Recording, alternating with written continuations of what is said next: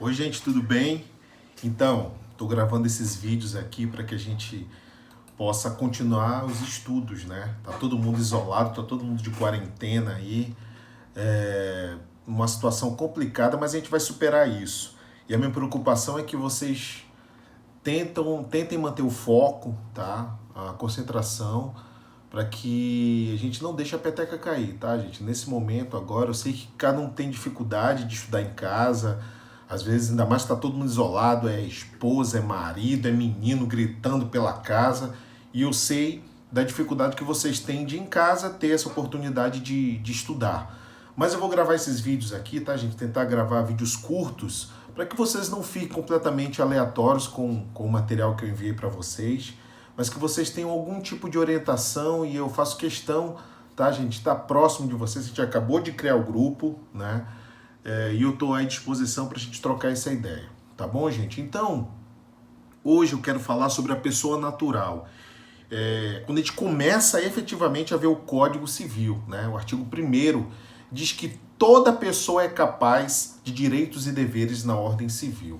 Então, gente, o que isso significa? Que a pessoa, né, quando é considerada como tal pessoa, significa dizer que ela é titular de direitos e obrigações, né? Toda pessoa é capaz de direitos significa dizer que a pessoa ela é titular de direitos e também de obrigações.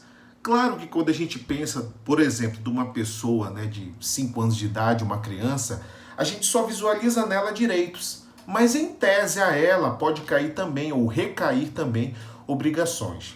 Tá bom, gente? O importante é que nós saibamos, tá, que quando eu falo de toda pessoa capaz, eu estou falando acerca da personalidade jurídica, né? Então as pessoas naturais, e depois a gente vai discutir quando é que inicia essa personalidade, mas quando eu digo que uma pessoa é capaz de direitos, eu estou dizendo então que a ela recaem todos os direitos, né?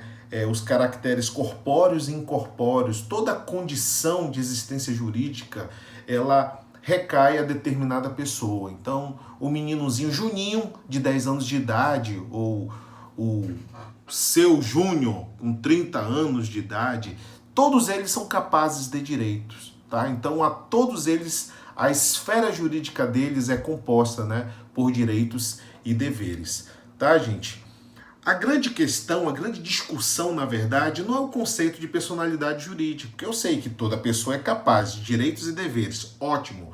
Mas a pergunta que intriga é: quando começa essa personalidade jurídica? Porque a princípio você vai pensar o seguinte: beleza, a pessoa nasceu, automaticamente a ela recai todos os atributos da personalidade jurídica, de tal forma que ela passa a ser titular de direitos e deveres. Sim. Sim, quando ela nasce, não há dúvida, tá? Mas fica a pergunta: é o nascimento o marco preciso do início da personalidade civil?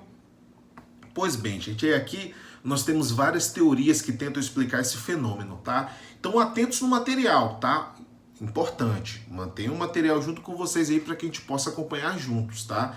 A gente está no material que fala sobre a pessoa natural, tá? Eu acho que é o segundo ou terceiro material que eu enviei para vocês, tá? Então, olha só o que diz o artigo 2º do Código Civil, que nos deixa uma jaca enorme para tentar solucionar. Diz o seguinte: a personalidade civil da pessoa natural começa com o nascimento com vida, mas a lei põe a salvo desde a concepção os direitos do nascituro. Então ele criou uma jaca aqui pra gente, porque ele fala que do nascimento com vida começa a personalidade jurídica das pessoas, mas a lei põe a salvo desde a concepção os direitos do nascituro. E que direitos do nascituro são esses, né? Então vejam bem que o próprio Código Civil, o legislador, ele é impreciso, tá? Na identificação do marco inicial da personalidade jurídica das pessoas. E por isso existem algumas teorias que tentam explicar esse fenômeno, tá? Primeira teoria, gente, tá aí, é a teoria natalista. Segundo a teoria natalista, tá? Segundo essa teoria, disse que, de fato, é o nascimento com vida que é o grande marco para a personalidade jurídica das pessoas. Ou seja, o indivíduo ele só passa a consolidar a sua condição jurídica se nascer com vida. Ou seja, os natimortos, em tese, não teriam, né? As pessoas que nascem mortas, né? Pessoa que não nasceu, né? Nasceu morto, ou nasceu morto. O natimorto é o que nasceu morto. Segundo eles, não teriam uma personalidade jurídica, tá bom? Percebam que a teoria natalista, gente, ela foi concebida, ela foi constituída no momento em que a tecnologia não era tão avançada quanto hoje, né? Então só se poderia saber das condições reais do indivíduo quando ele nascia. Ou seja, não existia uma tecnologia apropriada para saber, afinal, quando ele estava na barriguinha, o nenenzinho estava na barriguinha da mãe, quais eram as condições em que ele ostentava. Tá, gente? Então, por conta dessa limitação, tá, da tecnologia, percebo que é a tecnologia que inspira o direito, as pessoas, os cidadãos, não tinham como saber ao certo as condições de vida do nascituro. Então, houve-se por bem estabelecer como marco o nascimento com vida, tá? Então, para a teoria natalista, a personalidade jurídica existe a partir do momento em que o indivíduo nasce com vida, tá? Com vida. Existe uma outra teoria, a teoria da personalidade condicional. Ela diz o seguinte, que a personalidade civil começa com o nascimento com vida, mas os direitos do nascituro estão sujeitos a uma condição suspensiva, qual seja o nascimento com vida. Então, gente, olha só o que diz a teoria da personalidade condicional. Ela diz o seguinte, tudo bem, a plenitude dos direitos, tá, somente com o nascimento com vida. O nascituro ele tem apenas uma expectativa de direito, ou seja, o nascituro ele está subordinado a um evento futuro e incerto, que é o nascimento com vida. Então, por isso que fala da teoria da personalidade condicional, né? Diz basicamente o seguinte, olha, tudo bem que a lei estende ao nascituro algumas garantias. Essas garantias, elas têm um maior vulto no que diz respeito à condição existencial do nascituro. Então é por isso que o nascituro ele tem direito, né? Ou a grávida ou o nascituro tem direito, por exemplo, a exames pré-natais que são concedidos gratuitamente pelo poder público. Qual é a preocupação do poder público? A preocupação do poder público é preservar a mãe, a gestante, mas também o nascituro. Ou seja, todos aqueles direitos que dizem respeito à existência, à essencialidade, à expectativa de vida do nascituro, já existem desde o momento que ele está na barriguinha da mãe, né? Então, a teoria da personalidade condicional, gente, divide em duas situações. Enquanto o indivíduo está na barriguinha da mãe, ele tem direitos existenciais apenas. Ou seja, ele tem direito de receber o tratamento, ele tem direito de receber toda a proteção do Estado. Perceba que quando se visualiza hoje, por exemplo, a questão dos alimentos gravídicos. Os alimentos gravídicos, gente, eles são em proteção a quem? A mãe ou ao nascituro? A ambos, principalmente ao nascituro, né? Mas eles são direcionados, gente, àquela questão de existência, tá? Porque as questões patrimoniais só serão consolidadas com o nascimento com vida. Vamos lá. O que são direitos patrimoniais? Herança, por exemplo, tá? Então, o nascituro, enquanto é nascituro, ele tem direito de existir, ele tem direito de ser protegido, mas ele só vai herdar se ele nascer com vida. O nascituro, ele tem toda essa proteção do Estado, tem a proteção de mecanismos legais como alimentos gravídicos, tá? Beleza? Inclusive, ele pode receber doação. A gente vai ver lá em matéria contratual que uma pessoa pode doar ao nascituro. Sabe aquele caso assim que tá, poxa, meu neto vai nascer, né? Eu vou babão ficar falando, pô, meu neto vai nascer. Eu já vou doar para ele uma casa, tá? Eu vou doar para ele uma casa. Esse tipo de doação é válido? Perfeitamente válido, gente. Mas só se consolidará se ele nascer com vida, Se o nascituro nascer com vida, beleza. Aí nós estamos diante de uma doação perfeita e consolidada. Se ele não nascer com vida, gente, essa doação ela não tem efeito, tá? Porque depende de um evento futuro incerto. Então o que eu posso dizer para vocês, então, é que a teoria da personalidade condicional, ele estabelece um marco importante. O nascituro, ele só tem direitos existenciais, tá? Patrimoniais, ele não tem. Ele não tem direito de receber doação se ele não nascer com vida. Ele não tem direito de herdar se ele não nascer com vida, tá? Nasceu com vida, aí passa a consolidar, se aperfeiçoa perfeitamente, tá? Completamente as suas questões patrimoniais. Então, para consolidar, né, uma terceira teoria, existe a chamada teoria concepcionista, que diz a mesma coisa. A teoria concepcionista, gente, diz o seguinte: de fato, para ele herdar, o nascituro tem que nascer com vida. Para ele receber uma doação, essa doação só se aperfeiçoa, tá, com o nascimento com vida.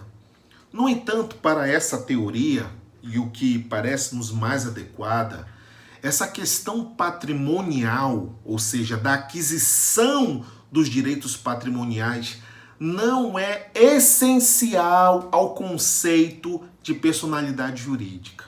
O que eu quero dizer para vocês, gente, que para a teoria concepcionista, basta ele ter esses direitos existenciais para ser considerado como pessoa.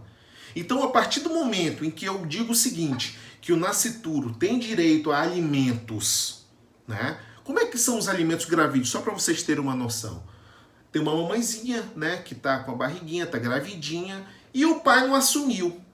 Aí ela vai lá e fala: opa, Poder Judiciário, o pai não quer assumir. Ele é o pai? Sim, ele é o pai. A gente teve um relacionamento assim, assado, né? A gente brincou na quarentena, no isolamento, a gente ficou muito junto e tal. Aí Juninho veio. Aí o Juninho veio, tá aqui na minha barriguinha, Juninho, e ele não quer assumir as responsabilidades, ele não quer me ajudar a pagar, né, o tratamento médico que eu preciso, todos os exames e tudo mais. Ele não quer pagar nada. Então, o Poder Judiciário, se ele se convencer que existe a possibilidade, né, de o cara ser o pai, então ele fala: fulano de tal, é o seguinte, você tem que pagar os alimentos, você tem que pagar os exames, você tem que ajudar na realização, né, do parto, por exemplo, nos gastos que tenha com parto, com remédios e tudo mais.